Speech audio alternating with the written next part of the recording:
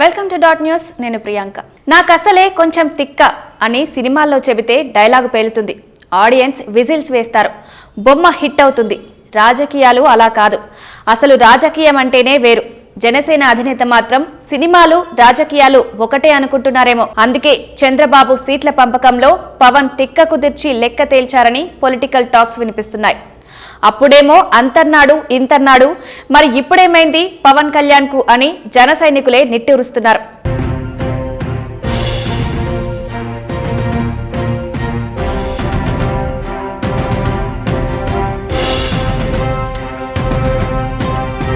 పవన్ తోపు తురుం ఖాన్ అంటున్నారు.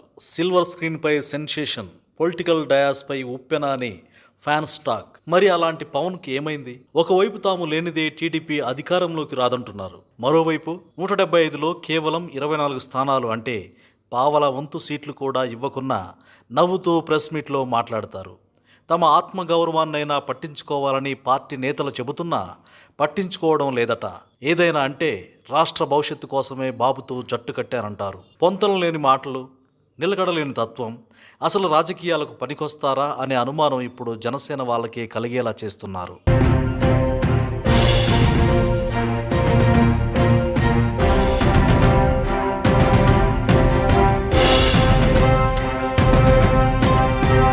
పవన్ సినిమాలో డైలాగ్ ఉంటుంది, కొంచెం తెక్కుంది కానీ దానికి లెక్కుంది. కానీ ఆ తిక్క ఊహించిన దానికంటే ఎక్కువేనని రియల్ లైఫ్లో, అందున రాజకీయ జీవితంలో చూపించుకుంటున్నారు మిస్టర్ పవన్ కళ్యాణ్. కుప్పంలో బాబుకు రెస్ట్ ఇద్దామంటూ భువనేశ్వర్తో చెప్పించి అయోమయం క్రియేట్ చేసి ఆ వెంటనే ఇవాళ సీట్లు ప్రకటించారు చంద్రబాబు. పనిలో పనిగా 57 స్థానాలకు అభ్యర్థులను పెండింగ్లో పెట్టారు. ఇదంతా బీజేపీతో పొత్తు కోసమే చంద్రబాబు ఆడుతున్న డ్రామా అని పవన్ అర్థం చేసుకోలేకపోతున్నారా, లేదంటే కావాలనే చేస్తున్నారా? రేపు ఒకవేళ పొత్తులో భాగంగా బీజేపీకి జనసేన కంటే ఎక్కువ సీట్లు ఇస్తే పరిస్థితి ఏంటి? తట్టుకోగలరా? వాళ్ళ రాజకీయ జీవితం సమాధి చేసినట్లు కాదా?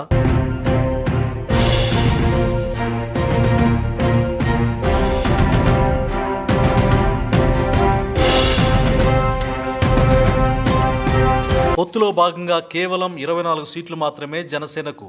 10 ఏళ్ల చరిత్ర ఉన్న పార్టీ, గత ఎన్నికల్లో 130కి పైగా స్థానాల్లో పోటీ చేసిన పార్టీకి ఈ దుస్థితి.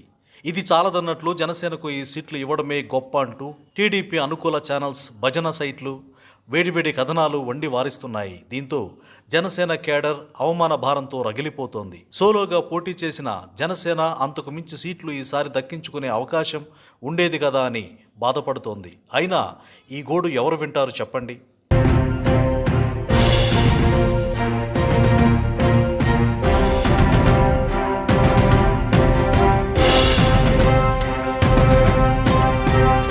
పోనీ ఇచ్చిన 24 స్థానాలకైనా అభ్యర్థుల్ని ప్రకటించగలిగారా అంటే అది లేదు. కేవలం 5 పేర్లను మాత్రమే చెప్పారు. అంటే ఆ 19 స్థానాలకు అభ్యర్థులు లేరా?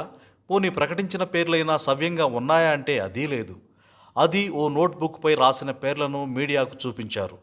అది అప్పటికప్పుడు రాసిన పేర్లని ప్రత్యేకంగా చెప్పనక్కర్లేదు. జాబితా ప్రకటించిన చివరి క్షణం దాకా కూడా ఎవరిని ఎక్కడ పెట్టాలో పవన్ నిర్ణయించుకోలేదనే విషయం ఇక్కడ స్పష్టమవుతోంది. అదే సమయంలో చంద్రబాబు వెల్ ప్రిపేర్డ్గా టీడీపీ జాబితాను ప్రకటించారు. అంటే ఇక్కడ బాబు డామినేషన్ ముందు పవన్ తల వంచక తప్పలేదు. మరి తొలి నుంచి సీట్ల పంపకం విషయంలో పైచేయి ఉండాలని కోరుకుంటున్న కాపు సంక్షేమ అధ్యక్షుడు హరిరామ జోగయ్య తాజా పరిణామాలపై పవన్ తీరుపై ఎలా స్పందిస్తారో చూడాలి.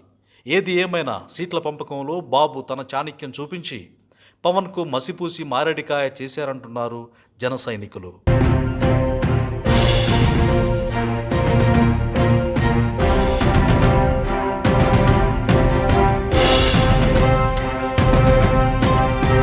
Please subscribe dot news.